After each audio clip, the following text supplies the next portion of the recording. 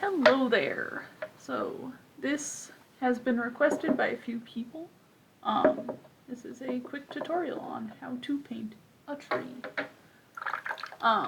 We're gonna do at least 2 trees, probably working up to a grand total of 3. We've got a deciduous tree, that is your typical maple tree that you see around here. A conifer, like a tall pine tree. And we'll probably do a bonus birch because they're fun to paint. So normally I prepare all my station ahead of time. I didn't this time, so you're just gonna have to live with it. I've got paint. This is like the cheap Walmart brand paint, but it does the job. I paint using acrylics, so keep in mind that the things I tell you might not work if you're using oil paints, because they do not dry at the same time. Acrylics dry much faster than oils.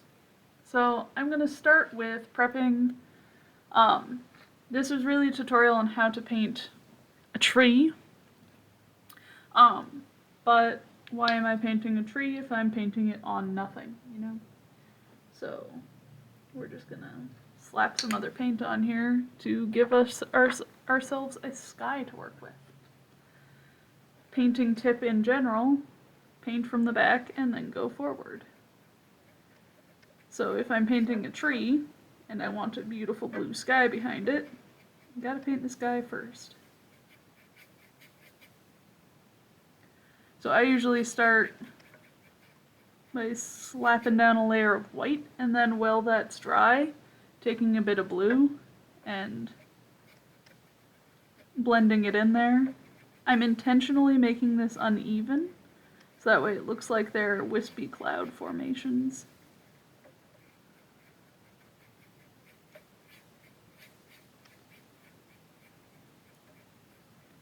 And that's all done with the same brush, just this flat guy. If you're painting on a table, you might want to put something down. I've got a water trough specialized thing that's got little scrapers in the bottom here I can rub my brush on. You're going to want to keep your brush spotless for this, and I also keep a paper towel to dry my brush as I go. Having a dry brush when you need it to be dry is really crucial for acrylic painting in general. Okay, we probably want a ground, so we're going to need blue, green, maybe a little bit of yellow. We'll see.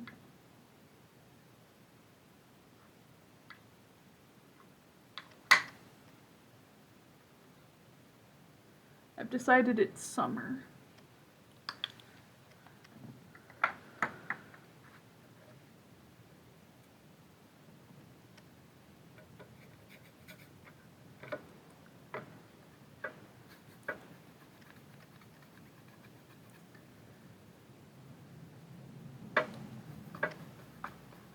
So I'm kind of keeping this very, very thin so that when I add this guy to blend it in, it doesn't over moisten my canvas.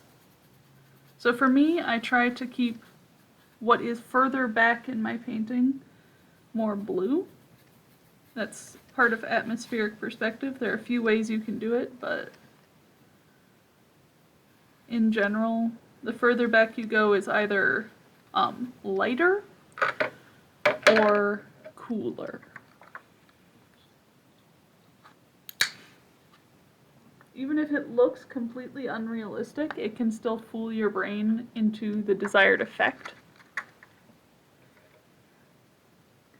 And then I've got yellow to make our foreground even lighter.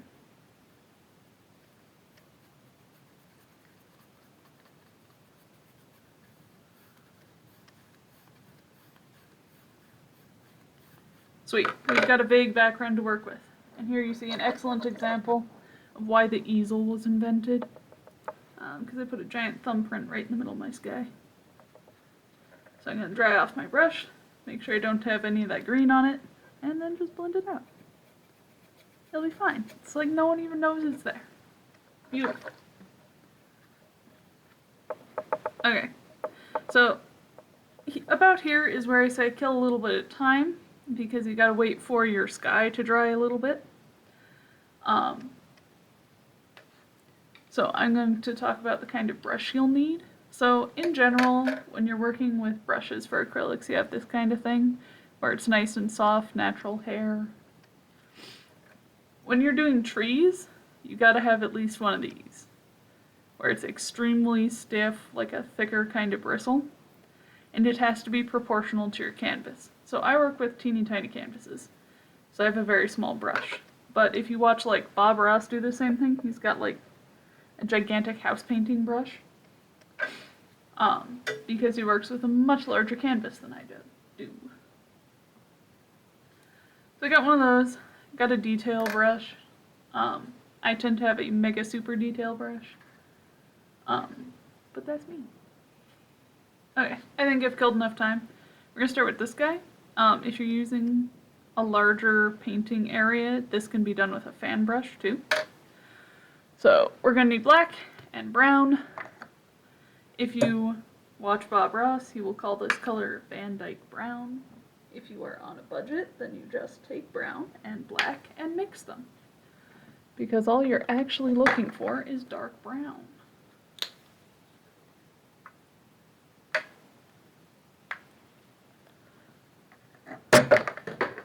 There goes. Alrighty.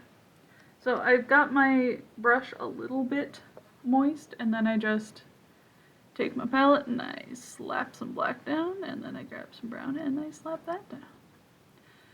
In general, one of the top rules when you're painting trees, we're going to be intentionally mixing a variety of colors and mixing them not terribly well. So I'm starting with the pine tree. This one's a little bit different, but if you've ever seen a pine tree, they tend to be pretty straight. There can be a little variance in there. And then you kind of zigzag. For trees, you're working with 3 basic layers. So you've got your background, which is what I am doing right now, which is primarily going to be darker colors, either dark greens or browns and blacks. This serves as all your shadows. The best thing when you're doing this is make sure to not kill all of that air space in between those branches, because you want some of that to show through.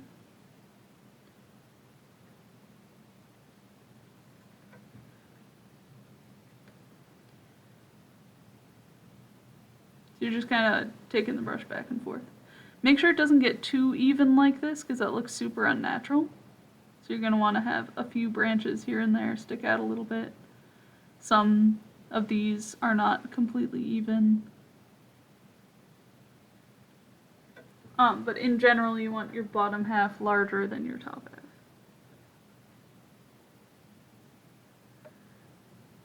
That is assuming you've ever seen a pine tree in your life.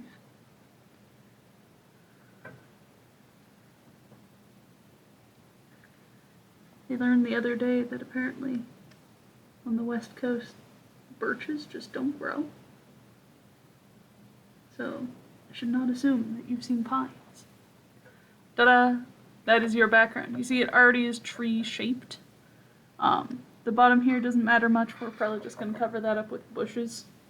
It might matter in whatever you're planning. While that one dries, we're going to do the background of our deciduous tree on the other side. So I've got this brush, the one I alluded to with the thick bristles.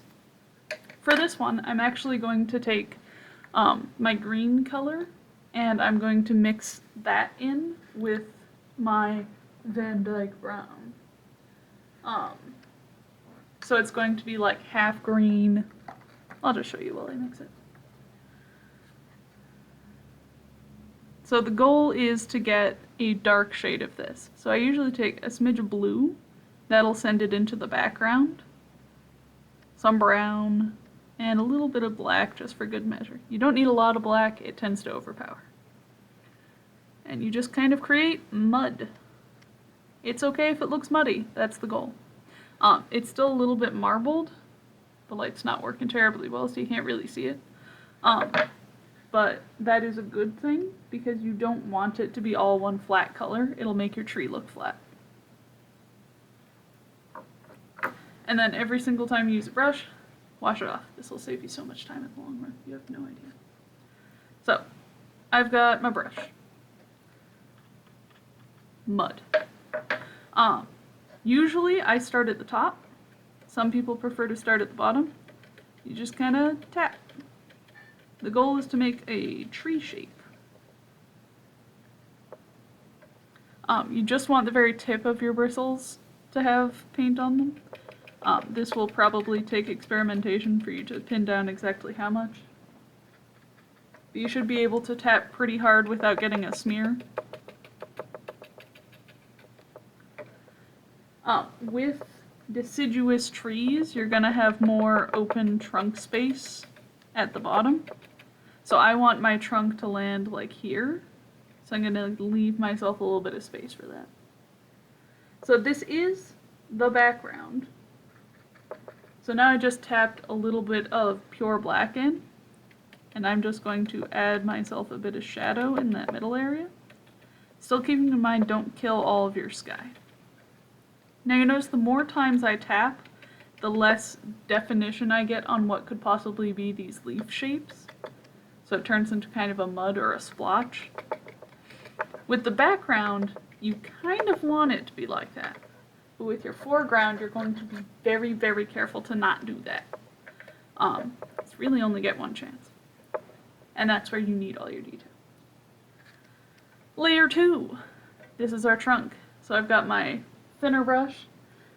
Usually I pretty much just go for like a straight brown here and add a little bit of white for highlighting. So I just cover my bristles in brown and then paint in my trunk. Ta-da! This one, as you can see, is a little bit dark, so the brown doesn't show. This is where my super detail brush is going to come in. I get it wet, so it's not super wet. I tap it off on the paper towel, but just so I can thin this paint a little bit. So I've got white. I don't want it to be pure white, so I'm going to take a little itty bitty bit of brown there, so I can get kind of a very light tan. Otherwise it looks unnatural. And I'm gonna drag that on down. So this creates a kind of highlight effect. You don't want that to be too bright. The other thing, make sure your source of light is consistent. So I highlighted the left side of my trunk, implying that the sun is coming this way. So when I do this trunk, I'm going to do the same thing.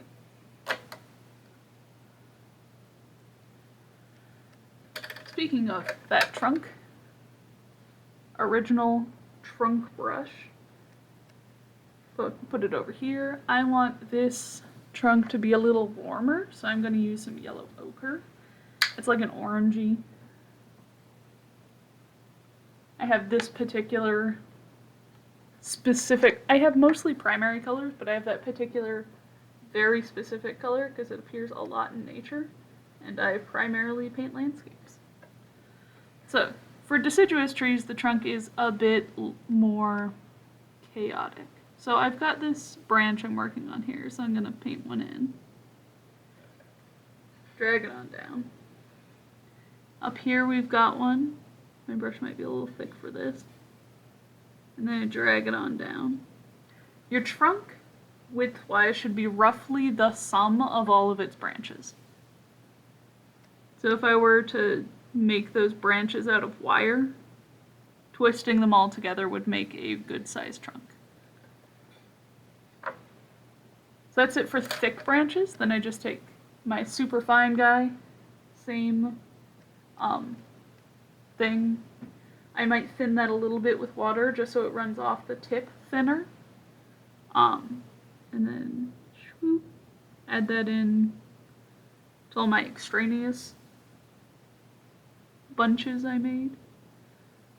So I gotta go there, that one there, this is a branch. Add little sub-branches off this branch. You don't actually need many of them because you won't see many of them.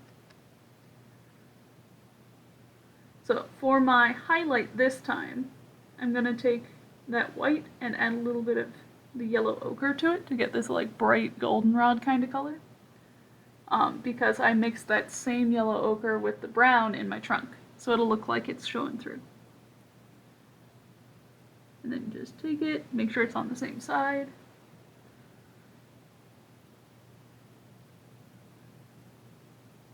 Ta-da!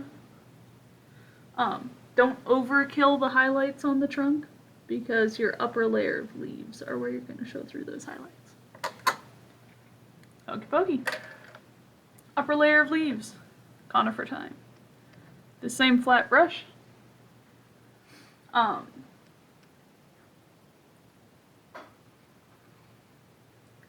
took my green color and my yellow ochre and just kind of slapped them together, almost even. A little more green.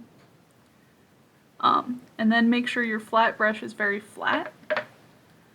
The way I'll do this one, you're just kind of laying right on top of what you've already done. So this is your highlight. Notice how it's almost blending in. I'm going to take a bit of white and lighten up the top layer I'm putting in so that it shows up better. The same effect can be achieved with a bit of yellow, but I want this to look a little colder. So I'm just laying it right on top there. Make sure to not get it perfectly or it will look fake.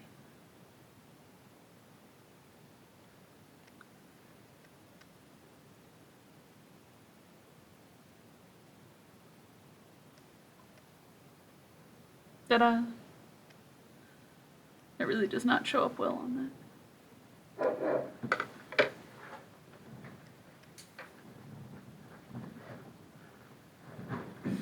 Pardon the shuffling. Plugging in another way.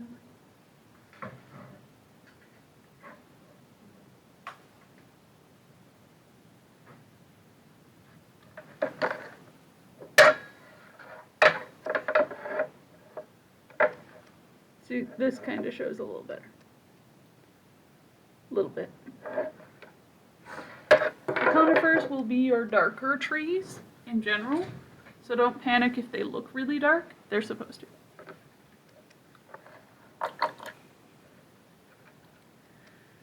On top of that top layer, I am going to add a bit of highlighting. I'm just going to take a very thin white with some yellow ochre added to it. So the point of thinning this out is to make it slightly translucent, so it'll sit on top, not cover up. So you want this only on that same side of the tree that you highlighted the trunk on.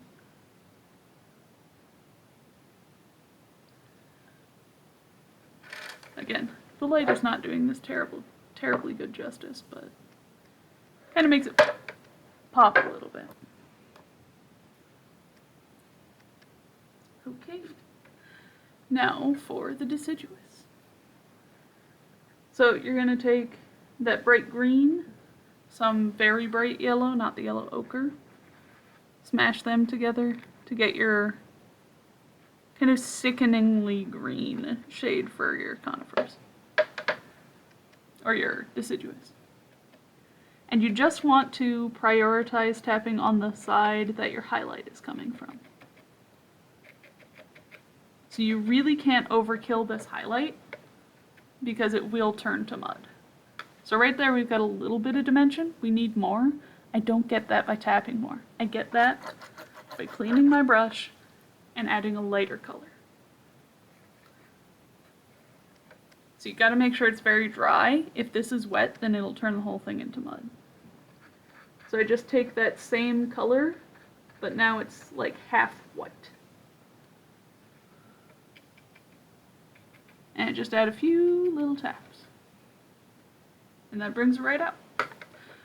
Usually I go through with a detail brush and just take straight bright yellow and just add it in a few places,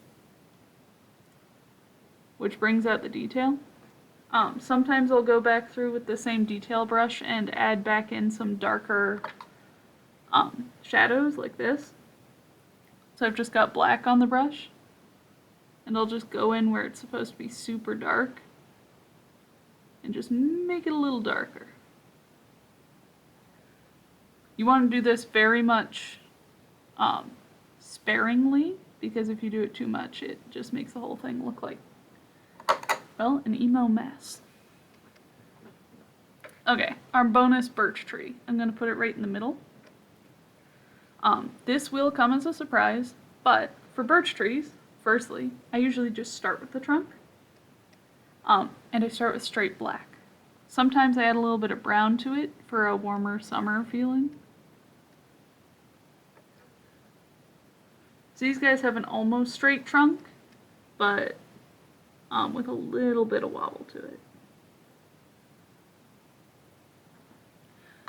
Usually also birch trees grow as these thin little groupings.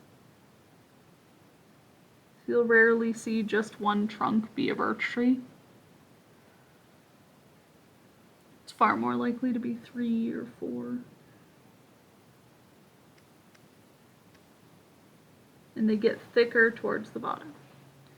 So if you've ever looked at a birch tree, you know that the bottom is kind of a darker color, but the top, of course, is white. So I'm just going to add the very thickest branches, because this is all going to get covered up.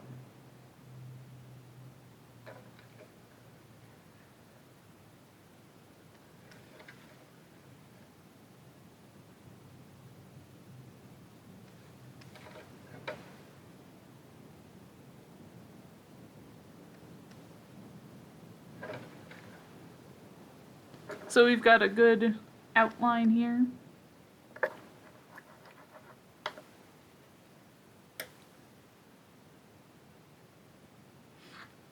Okay, that should be dry enough.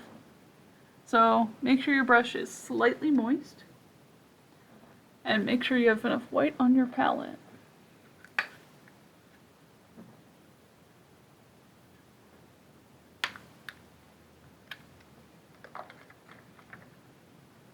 So you're going to take your brush and put white on it. Now, normally I say to thin it to make it translucent, but since you're painting white on black, it'll do that itself. So actually start somewhere in the middle of the tree, kind of paint a line on the highlight side, and then pull it across, imagining the shape of the birch tree. Now birch trees have these horizontal lines usually, so you're kind of creating that effect with your brush strokes.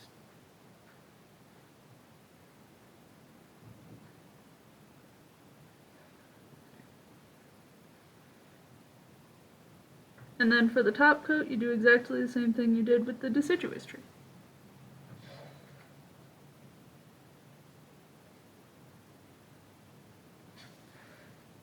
Once that dries, I usually take a second coat of like super thick white and come through and add some very bright highlights. Make sure to vary it up or it'll look fake. So then you get a kind of birch trunk. You can also add straight white to like your leaves to get a better highlight. If you add straight white with no yellow in it, it tends to give it this kind of cold look. Which is really good if you're highlighting like trees in winter, or a cold fall day. But not always what you're going for. I hope this helps. If not, feel free to yell at me. Let me know what I can do different.